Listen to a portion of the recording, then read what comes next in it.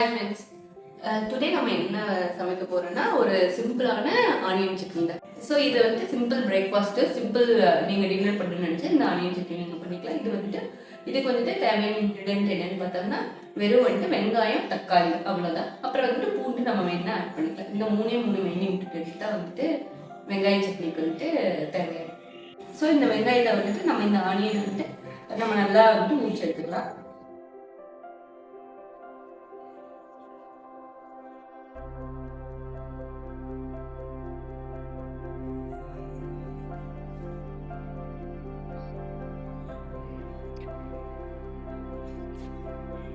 இப்போ வந்துட்டு நான் வந்துட்டு 3 பேருக்கு தேவையான சட்னி எடுக்க போகிறேன். ஸோ வந்துட்டு 3 பெரிய வெங்காயம் கட் பண்ணி எடுத்து வச்சுக்கிட்டேன்.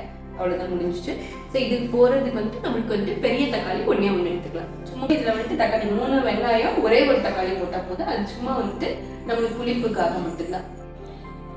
பூண்டு 2 பல் எடுத்துப்போம்.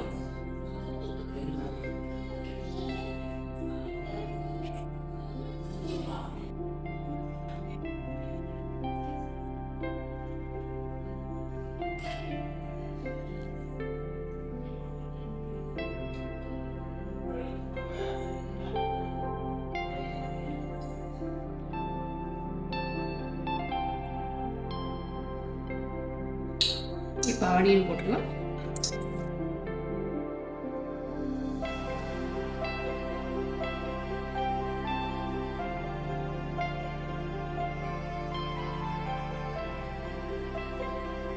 இப்போ நம்ம கொஞ்சம் உப்பு ஆட் பண்ணிக்கலாம். இது எதனாலனா ஆனியன் இருக்கிற வந்துட்டு கொஞ்சம் ஈரப்பதம் போயிட்டு அது ஈஸியாக சீக்கிரம் வதங்கிடும். அதெல்லாம் உப்பு ஆட் பண்ணிட்டேன்.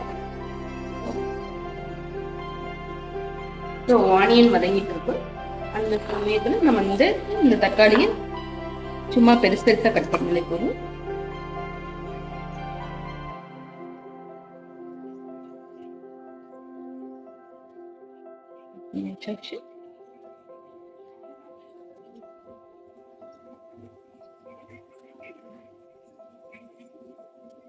இப்போ ஆனியன் வந்துட்டு நல்லா வதங்கிடுச்சு. ஸோ இந்த டைமில் வந்துட்டு நம்ம தக்காளியும் நம்ம வந்துட்டு உரிச்சு வச்சிருக்கிற பூண்டும் ஆட் பண்ணிக்கலாம்.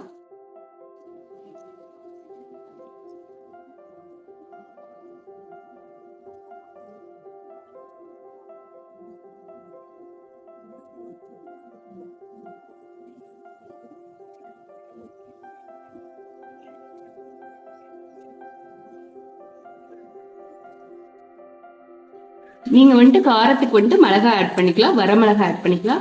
பட் நான் வந்துட்டு இப்போ பாப்பா காரம் சாப்பிடாதங்காட்டி இந்த சட்னி வந்துட்டு பாப்பாக்காகவும் அரைக்கிறேன்.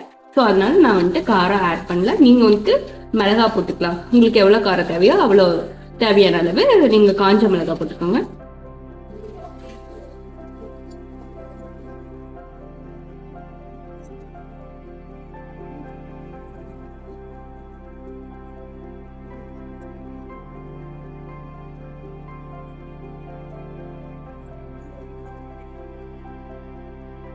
வதங்கிடுச்சு, நல்லா கோல்டன் கலர் ஆயிடுச்சு. இப்போ வந்து நம்ம ஆஃப் பண்ணிடலாம். ஆஃப் பண்ணி ஆற வச்சுட்டு மிக்சியில போட்டு அரைக்கணும். அவ்வளோதான். எடுத்து கீழே வச்சிருவோம், இல்லைன்னா வந்துட்டு அந்த அடுப்போட சூட்டில் வந்துட்டு ஆறாது. ஸோ நான் வந்துட்டு எடுத்து கீழே வச்சுட்டேன். கொஞ்ச நேரம் ஆறுனதோடனே அரைச்சிக்கலாம்.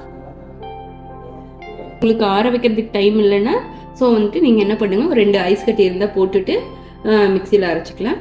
அப்படி இல்லைன்னா கொஞ்சம் தண்ணி ஊற்றி கோல்டு வாட்டர் ஊற்றி வந்துட்டு நம்ம அரைச்சிக்கலாம். பட் இப்போ எங்களுக்கு டைம் இருக்குது. ஸோ நான் ஆற வச்சு அரைக்க விட ஆறிடுச்சு, நம்ம அரைச்சிக்கலாம்.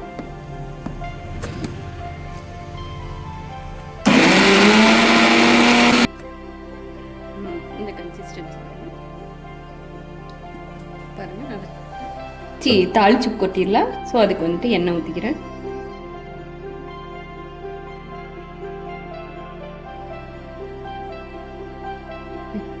கொஞ்சம் எண்ணெய் சூடாகும்.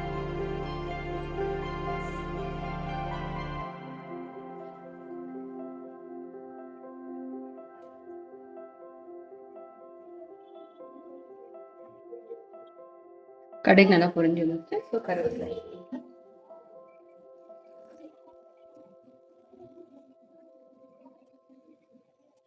தாளிச்சாச்சு. இப்போ சட்னியில் ஊற்றிடுவோம்.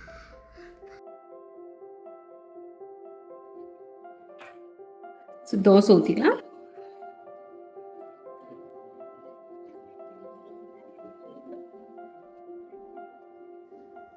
இப்போ தோசை நம்ம வந்துட்டு ஊற்றியாச்சு. இப்போ இந்த தோசைக்கு நம்ம சட்னி வச்சுக்கலாம். உங்களுக்கு இந்த சட்னி பிடிச்சிருந்தா லைக் பண்ணுங்கள், சப்ஸ்கிரைப் பண்ணுங்கள்.